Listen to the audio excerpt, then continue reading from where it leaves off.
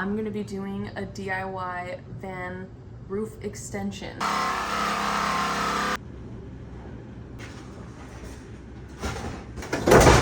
That's crazy. I really cut a hole in my roof. Oh my god. I just realized my first major mistake. Welcome back to another DIY video. This time, it's definitely going to be my most insane DIY that I've ever done because I'm going to be doing a DIY van roof extension because come February, I will be living in this thing and I do not want to be hunching over, breaking my back every single day while I live in this thing. And I'm also not about to pay like $5,000-$6,000 for a fiberglass roof to be installed by professionals, which would probably be the advised method of doing a roof extension, but I like saving money and I like seeing what I'm capable of doing. I can only hope for the best. So I went to Home Depot the other day and got like 10 of these 16-foot long 2x4s. So these are gonna make up the frame. And right now I'm just kind of like putting it along the edge to see kind of what is gonna happen, what kind of angles I'm gonna be working with when I secure this down to the roof. So it's not gonna be nice and flat like I was hoping because this part curves right here. So this is definitely gonna be at an angle. Just trying to get that to the edge. I think I'm gonna like have it be flush-ish with the sides, this lip, this like rain thing, rain guard, whatever. And sorry, my roof is absolutely disgusting. I just couldn't be bothered to clean it when I'm literally gonna cut this all out. I will, you know, scrub the edges everywhere that needs to be sealed and have the frame attached to, but not today. Today I'm just trying to get an idea of where everything's gonna land. So right off the bat, the things I'm most intimidated by is the curve right at the front. That's gonna be a doozy to figure out how to get a nice seal. Another thing is that it's wider in the front than it is in the back. So I can't just like go off of these lines, which I was thinking I was gonna be able to do at the beginning, but now I'm gonna have to like figure out a way to accurately go from the edge to wherever I need the cuts to be. But since it's curved, that kind of makes me feel like there's a room for error. Intimidated by that, but I'm sure I could work through it. It's just gotta really measure twice, cut once kind of a thing, and that's just not my style. So I think that'll be my greatest weakness in this project. So hopefully I can, you know, adapt. But yeah, gonna start mapping the lines out.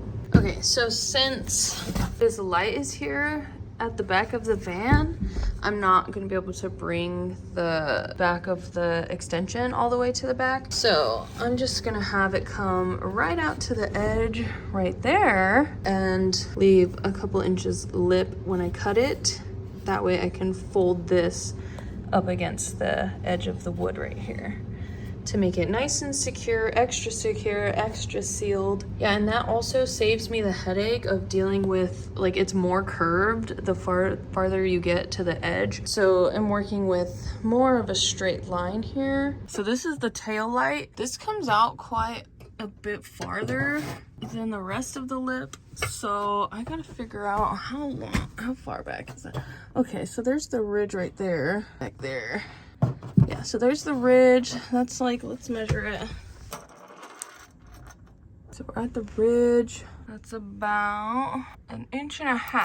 Just to be, yeah, 1.5 inches from the little ridge, the tail light ridge. So I'm gonna cut, I think I'm gonna cut at least 2.5 inches from the tail light just to be safe, because I don't want to accidentally cut these and the tail light. Maybe I'll start out with 3 inches just to be extra safe. Yeah, I'm gonna start out with 3 inches. So 3 inches from the tail light is where I want to cut the back. I've figured out where the back line is gonna be. I just need to extend this line out or in by 1.5 inches, and then that's actually going to be the cut line.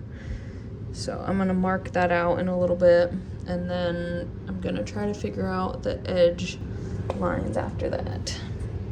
And I have officially decided that I'm just going to go with the ridge lines, not like the edge of the van because that's just more headache than it's worth. Like, it's not gonna be coming in too much to where it looks super weird right here. I think it'll look fine, but just to keep everything nice and square instead of, you know, dealing with like weird angles, I'm just gonna make it nice and straight so that way the front half will be just as wide as the back end of the extension. I think that would be the easiest way to go. So these screws are so freaking tiny, and the little circle around them is really thin. So none of my like drill bits that would fit that shape fits inside that circle. And then to make it worse, this thing is like so deep. Like, that's literally a whole pinky's deep, and also another weirdly small screw down there.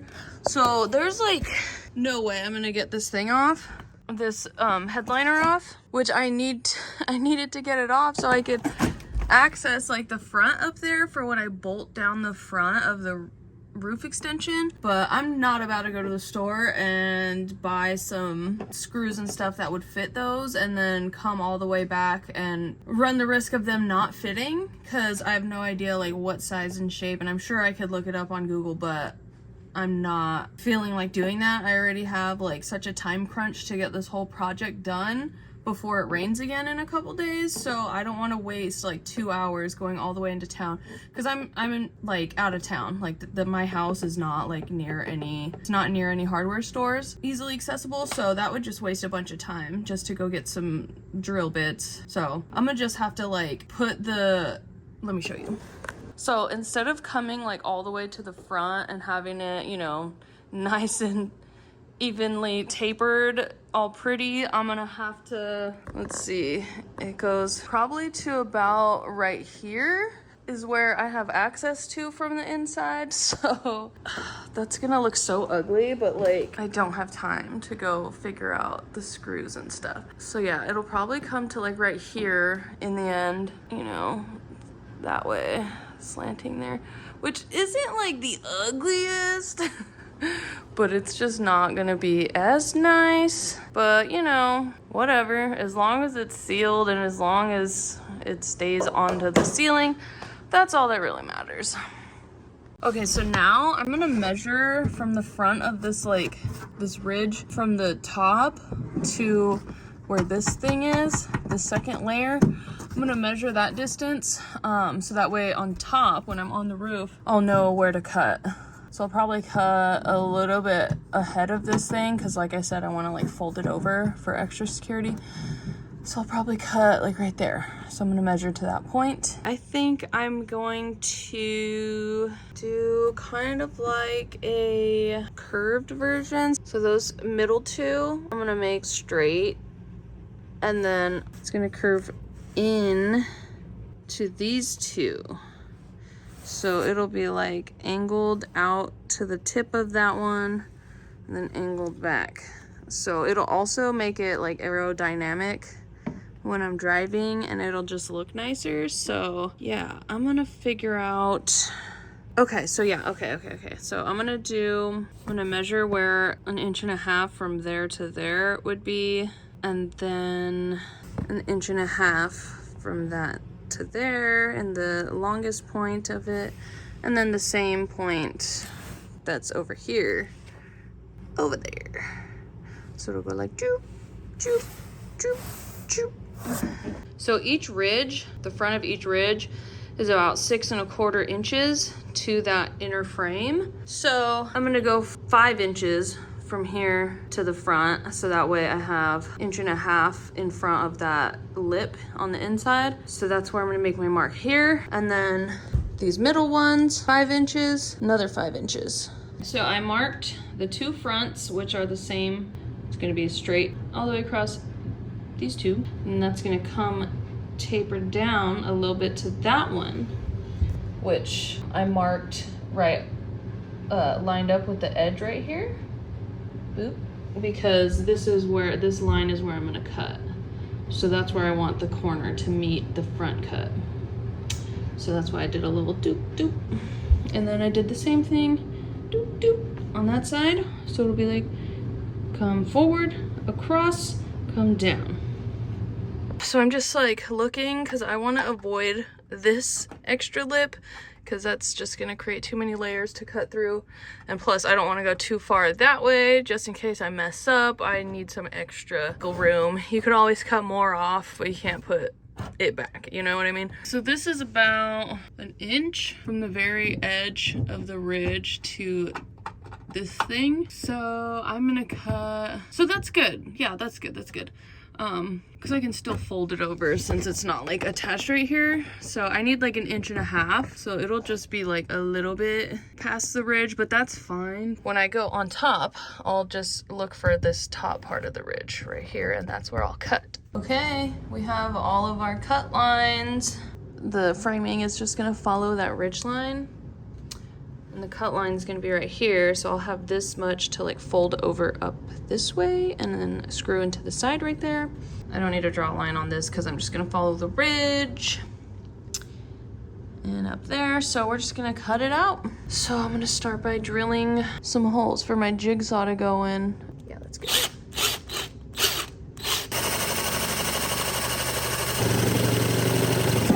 All right. Oh my gosh. So I'm gonna do that. I'm gonna drill a hole on every corner just so I have some places to like pivot my jigsaw. I put in a blade that's intended for metal. I don't know. This isn't like super thick. So I'm hoping it'll cut this. If not, my roommate has an angle grinder somewhere. Never used one of those, but I'll figure it out.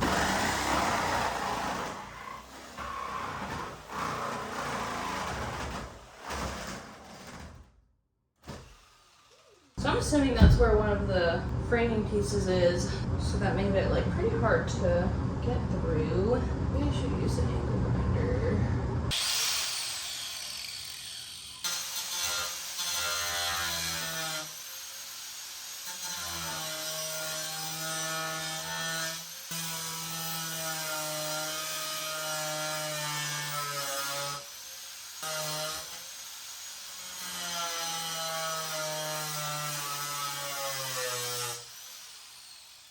That is way scarier than the jigsaw.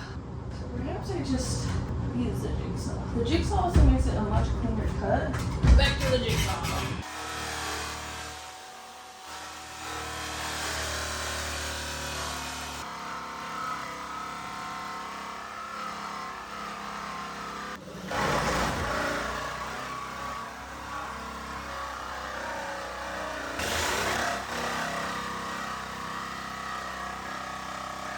Okay, so I'm right there, but it started to get really bumpy and sketchy, like with the blade, because it was just like wobbling around because it was just like loose falling through.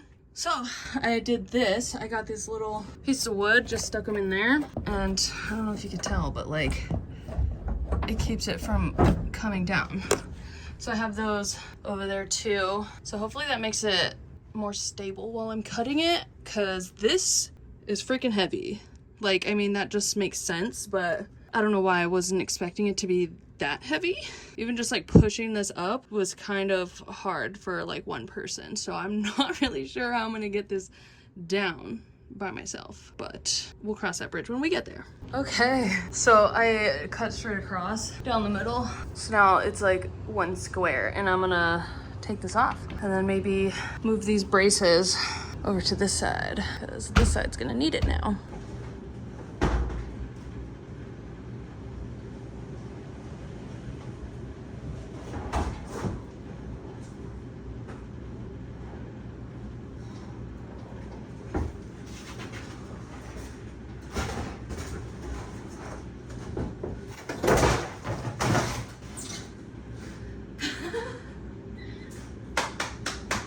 Oh my god, this is crazy.